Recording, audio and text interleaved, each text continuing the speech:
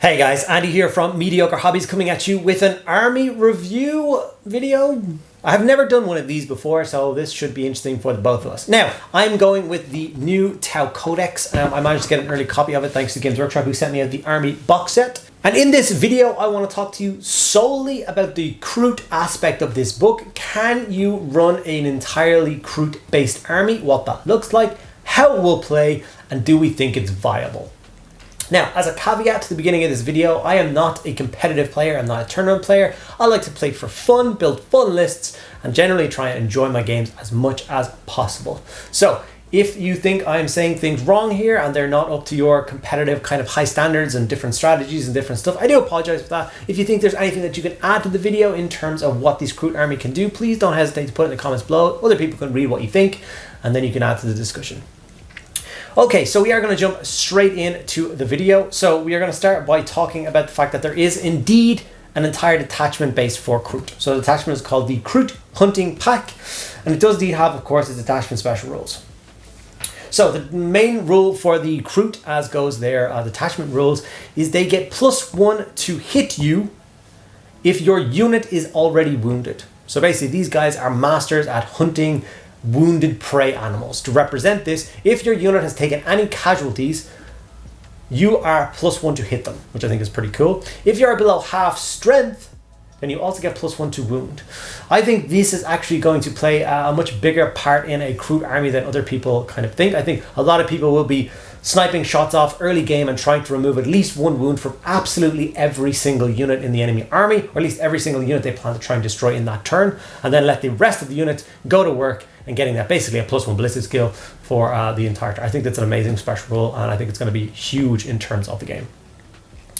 They also get the Skirmish Fighter special rule, so you all have a 6+ invulnerable save in combat and a 5+ invulnerable save against shooting. So army-wide, anything with the Kroot keyword, which, by the way, everything has the Kroot keyword, will get a 5+ invulnerable save trying to get across the board, which is going to be super important, because as it currently stands, you don't really have much of a save. A 6+ save across the board, pretty much, is extremely light. Now, with the 5+ invulnerable save, that's a third less guys that are going to die getting across the board, so I think that's going to be pretty important as well. It's also important to note that the Cruut Carnivore squad in this book obviously gets the battle line keyword if you take this detachment. Okay, from here we are going to go on to the enhancements. Now, there are 4 enhancements in this book.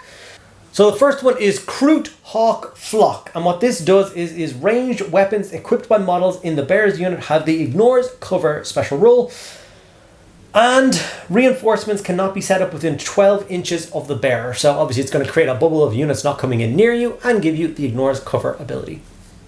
That's okay, not crazy, not amazing, not too bad. But the Nomadic Hunter, which I think is my favorite one, is a Cruut Trail Shaper. Model only, so it gets given to him and then added into a Cruut Carnivore squad. While the bearer is leading a unit, add 3 inches to the movement characteristic and give him the assault keyword. So suddenly this unit, which is, remember, Cruut Carnivore squads move 7 as standard, so their standard movement is now 10, and they can advance with assault weapons and then still fire, which I think is kind of insane. These guys are going to be extremely fast. They're going to get across those boards, get into a position where they want to, faster than you would expect, which I think is going to be pretty cool. There's also a bunch of other different things to allow them to move out of sequence and other things, so we'll get to that a little bit later. Root Carved Weapons is a Cruut Warshaper model gets given this, and all weapons equipped by the bearer have the Precision Devastating Wounds ability, so it's fine. It's one guy, gets a couple of extra rules. It's not something that I will probably bother doing myself. If you guys think I'm wrong, let me know in the description below or in the comments below what you think, but that's the one that I would probably leave out last. That's just me. The Borthog Gland is the Cruut Flesh Shaper gets this one. While the bearer is leading a unit, each time a model of this unit makes a melee attack, an unmodified hit roll of 5+ scores a critical hit. And this is really useful because you pair it with something later on, and you get devastating hits as well. So it would be devastating hits on a 5+ for a Carnivore squad, which suddenly means that for every 5 or 6 when hitting, you're adding an extra hit in. So that can stack and create quite a lot of firepower. Okay, on to the stratagems. I'm not going to talk about absolutely every single stratagem. I have jotted down a couple of them here, which I think is really important. The first one for me is Join the Hunt. This is, I think, an amazing one. The same kind of one that exists in the Astra Militarum, and I've used it to great effect in there. So there's 2 command points, and it is Cruut Infantry or Cruit Hound unit from your army that was just destroyed You can use this stratagem and that unit, even though it was just destroyed, add a new unit to your army identical to this to the destroyed unit, and it's placed in strategic reserves. So I'm talking about blocks of 20 Kroot coming back for 2 command points, which, what's not to like? I mean, I would not be adverse to saving my command points to just use that stratagem throughout the game. I think I'm going to plan on running 3 20-man blocks of Kroot, so being able to bring those back multiple times throughout the game I think is going to be pretty powerful. The next one is a trap well laid. It costs 1 command point and it basically allows a unit to shoot at the enemy as per usual. And then any other units in your army that are going to target the same unit that they just did are going to get +1 to their armor penetration roll, which is going to be super important for all those high armored value armies out there, like Space Marines or the Terminators, anything like that, are going to get cut down. And this kind of command point will definitely be useful for doing that. Guerrilla Warriors is another fantastic stratagem. It is for 1 command point. It allows a unit that has just fallen back to shoot and then charge again. So you can no longer just kind of hold a big block of Kroot in and butcher your way through them until they're all dead, or have them fall back and then be useless for a turn. They will just spend a command point, move as they so please, shoot, and then fight you. So super simple, but super useful ability. The Hidden Hunter stratagem is the last one that I want to talk about in the book. There is a couple more, but I don't think they're that important. But the Hidden Hunters one is a fantastic one. It is 1 command point. And what it does is the selected unit that receives this ability cannot be targeted by any unit outside of 12 inches with shooting. So that's another way of keeping your lightly armored Cruit Warriors safe crossing the table. So as we've seen, already a 5+ and vulnerable save getting across. There's already things that let you kind of fall back in and out of combat. And then there's things to bring units back. So if a unit does get caught out in the open and gets destroyed, you can bring them back on. And then of course the ability to not be shot by anything outside 12 inches. If you play the game strategically, use your scenery, use big blocks of guys supported by characters, I think you will get quite a large group of Kroot across the table. And will that be enough to break the lines of something like Space Marines or Guard? Only time will tell. Okay, so let's quickly talk about the characters that make up a Kroot army, because you do actually have 4 characters to choose from that are solely for the Kroot force, which I think is fantastic. We talked about them briefly in the earlier in the video, but now let's get into them in more detail. So you have a Trail Shaper, a War Shaper, and of course a Flesh Shaper. So the Trail Shaper, I'm not going to go into their stat lines and stuff like that. You know, they're as per usual, decent combat characters, 3 wounds apiece, 7-inch move. They got some decent fighting and decent blades. You know, 4 attacks hitting on 2s, strength 5, no AP, 1 damage combat. So they're pretty decent, especially for the points, like 55, 65 points for these extra characters. I think they're pretty saucy. But it's of course their abilities that are going to add much more flavor to the army. So for instance, the Kroot Trail Shaper. So the first ability that the Trail Shaper has is of course Trail Finding. What that does is if an enemy unit ends their move, advance, or fall back within 9 inches of this unit, they get an extra d6-inch move away from them. Out of sequence, just to either move closer, move further away, or get into cover, or do whatever you want to do with that. It's a pretty handy little rule. The second one is the Kroot Ambush special rule.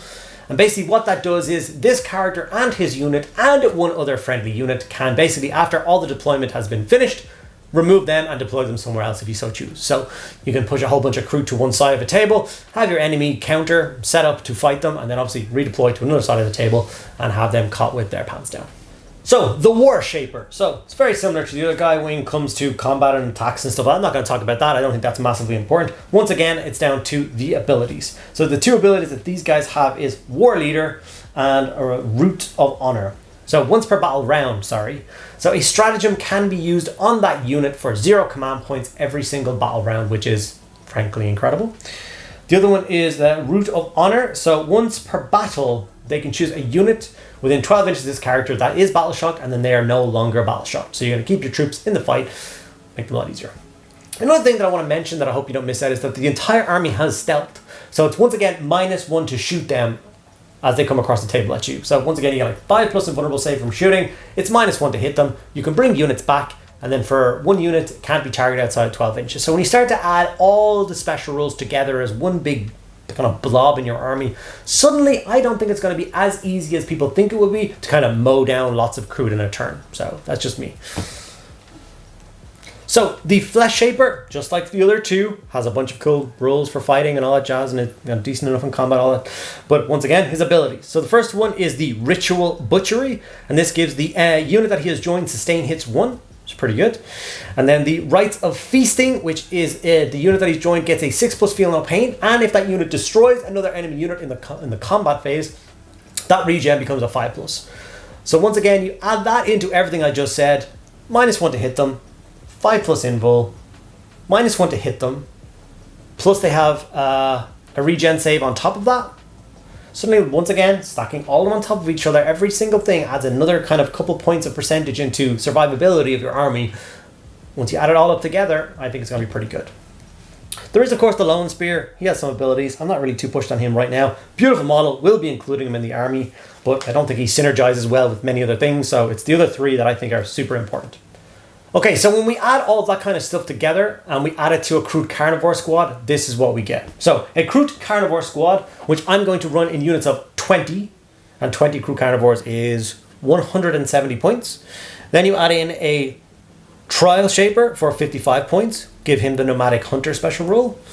That gives them an extra 3 inches to their movement and the assault keyword, like we talked about before. I'm also then going to add in a Flesh Shaper into that unit, 65 points, which is then going to give them that extra 6+ regeneration. You're asking, how do I add 2 characters to the unit? Because they have the Bodyguard special rule, which allows them to, if they are 20 strong, to take 2 characters in 1 unit. So like I said, these guys have the Nomadic Hunter enhancement. Obviously, you can't take the same enhancement more than once, so I will obviously be taking 3 units of 20. I think I'll be taking the same 2 characters in each one, so there will be a Trial Shaper and a Flesh Shaper in each one of the 20-man squads. And then you just take a different enhancement and stuff like that, and I think it's going to be really helpful. Think about that. Those 20 guys with 2 characters in it, and the enhancement is 310 points. So we're talking about 900 points for 60 infantry Cruut and 6 characters. We will, of course, have to take that across separate detachments because we can't fit that many characters in each one. I know we can. We haven't got more than 3 of each, so that'll work. Yeah, that will work really well, I think. So you've got this blob of 20 guys, which are, you know, toughness 3, 1 wound, save is 6+. So when you look at the squad by itself on paper, you think to yourself, okay, a Space Marine squad is going to open up with some auto bolt rifles and just mince half the squad.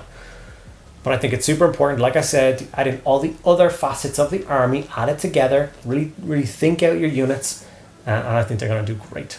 So like I said, 3 solid blocks of Cruut Carnivores with 6 characters in those will make the entire backbone of my army. The other 1,000 points will of course be spent on all the other fun things.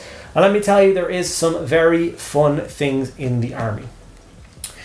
So Cruut Riders, for instance, they are kind of like your long-range support. They have 2 options for shooting. One is based around shooting down heavy infantry, and one is designed to shoot down light infantry. I think I'll particularly be sticking with the heavy infantry for my builds. So they will stick with the repeater cannons, which is 2 attacks, hitting on 4s. But remember, if they're shooting at a unit that has already taken a wound, it'll be 3s to hit. So I will not be opening fire with these guys until something else has picked a wound off of something I want to shoot at. Understand? 3s to hit, strength 7, -1 AP, 2 damage. Pretty good. Once again, the ability, super cool. They are called Pack Masters. So once per turn, if a unit shoots at an enemy Cruut unit or a friendly Cruut unit within 6 inches of this unit, after that shooting phase has been worked out or that shooting sequence has been shoot out, this unit then gets to shoot back. So it's like, hey, you shot my friends. I know where your position is now. Now I'm going to open fire. Now, if you think about that in the logic of an entire game system, you know, a normal game, 5-6 turns, this unit gets to shoot 5-6 times. Well, now if you play strategically, this unit can fire 10 or 12 times, which of course is going to make its points back a lot more than if it can fire 5 or 6 times. If you can plan it off properly, if you can do that, I think that's really good. And considering that 3 of these things is only, well, I have it written down here somewhere for you guys, 120 points. 120 points, I think, is once again pretty good. Considering that they have 5 wounds apiece, are toughness 6, and have a 5-up save. They'll have a 5+ invulnerable save against shooting as well, like the rest of the army. So 15 wounds with a 5-up invulnerable save across the table for 120 points. I think it's a no-brainer for me. Cruit Rampagers are the next thing, and my god, do they have some good rules. So Cruit Rampagers, I'm going to run them as a big block of 6. And 6 of them is 260 points. Maybe that seems like a lot, but they do have 5 wounds apiece.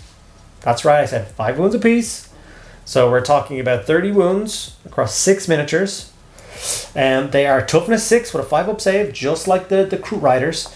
They are vicious in combat.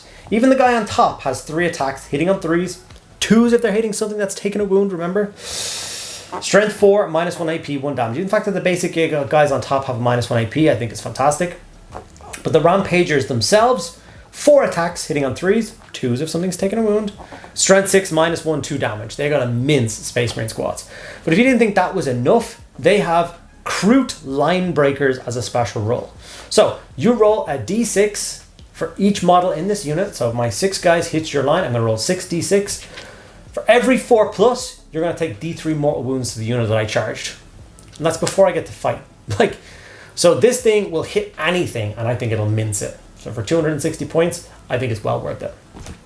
Even Cruit Hounds, 80 points for 10 of them. I'm surprised you can't take them in larger squads than 10, but 10 is fine. I think I'll run 2 units of 10 of them, 80 points a pop, to be kind of a harassing unit. They have the Loping Pounce special rule, which has something to do with keeping up with your Cruit infantry. So at the start of your command phase, if this unit is within 6 inches of one or more friendly Cruit infantry units, when that unit end of turn, this unit is eligible to declare a charge in a turn in which it advanced. It's a lot of words, but basically it means that if your Cruit are within 6 inches of these guys want to protect them. They are loyal hounds, so they can move, advance, and then charge into the unit that's within 6 inches of them. So pretty useful. Decent enough profile. They hit on 3s, which will be 2s if you're wounded. And like I said, I don't particularly plan on getting into any fights with any units that haven't at least suffered a wound. Why would I do that to myself? The minus 1 to hit is so powerful. Let's just go with that. So they'll be hitting on 2s. Strength 3, no AP, 1 damage. But they have 3 attacks apiece. So for 80 points, 10 of these hounds are going to be hitting 30 attacks, hitting on 2s. You can bring them back with 2 CP if you so choose, but I'll definitely be saving that for my carnivore squads. The last thing in the book is the Far Stalkers, which I don't really think I need to talk about all that much. It's 110 points for the squad of 12 of them, 2 Cruit Hounds, 10 guys, a bunch of special rules. They're a kill team warband. They're nothing special. I'll definitely be including them in the army just to have the entire range of miniatures at my disposal. So to give you guys a quick example of what I reckon my 2,000 point army will be, will include 3 blocks of 20 Cruit Carnivore squads. Each one of those has both characters in it, or 2 of the characters in it. The Trail Shaper and the Flesh Shaper. 2 cool characters in a piece. So you're talking about 60 basic infantry and 6 characters as your backbone of your army. You're then going to get, of course, your Cruit Lone Spear, because you'd want to include every single model in the army. At least I would. Cool model. Definitely going to add him. We're going to have 2 units of 3 Cruit Riders, so you're going to have lots of ranged firepower at your disposal as well. You're going to have 2 units of 6 Rampagers at your disposal, and then 3 units of 10 Cruit Hounds. So you're going to have quite a lot of bodies on the table. They're all going to have the Cruit special rule. They're all going to have stealth. They're all going to have 5% vulnerable from shooting, and all sorts of other cool special rules. I'm very excited to give this a try. Now, of course, there are situations where you're going to come across something that's you're just going to break around, and that's just going to be unfortunate. I don't think this army is going to do particularly well against things like Votan or some Space Marines. It might be a little bit tough to crack all that power armor, especially if somebody takes quite a lot of tanks. I'm not quite sure yet how to deal with that. There is strategy in there for EMP grenades to help you -1 to hit with tanks, but you're going to have a Cruit unit within 8 inches of them, so it's kind of hard to judge whether or not that's going to be extremely useful. I do wish we had access to things like Narlocks that used to be around in the old things. I'm not even sure if they're still in the Legends. If they are, perhaps I will get my hands on some and include them in the Force as well. If not, I've always wanted to do things like take a Narlock, for instance. There was a shooting ranged one with a big cannon on its back. Play him as a hammerhead, you know what I mean? It's not spectacular, but at least it'll allow you to put that big cool model on the tabletop. Like I said, this is the first time I've ever done a little Codex review. I'm talking about something that I'm quite passionate about, which is, of course, the entire Cruit side of the Tau army. I've been wanting a Cruit army for many years now. I've had this vision in my head of playing on a really densely wooded board, playing Cruit versus Catachans. I just think it would be an absolutely epic little 3-game campaign or something, and I think I want to do that in the near future. So yeah, let me know what you guys think of that. Let me know what you think of my little review of the Codex, whether I did a good job or a bad job. The only way I will learn is if you guys be honest with me. If you like the video, make sure you do in fact give it a like. Ask me any questions you want in the comments below. Please make sure you're subscribed to the channel. I am actually doing a Titan giveaway in 2024. So if I get to certain subscriber goals this year, I will be giving away a Titan at the end. So the potential is to give away a Warlord Titan if I get to 100,000 subscribers. So the only thing you need to do to be with a chance is hit that subscribe button. Make sure you check out my Patreon, linked in the description below, if you want to get access to more content. They get an extra video every single week and access to a private Discord server. So yeah, that's my spiel. Thank you so much for sticking around to the end. I'll see you in the next one.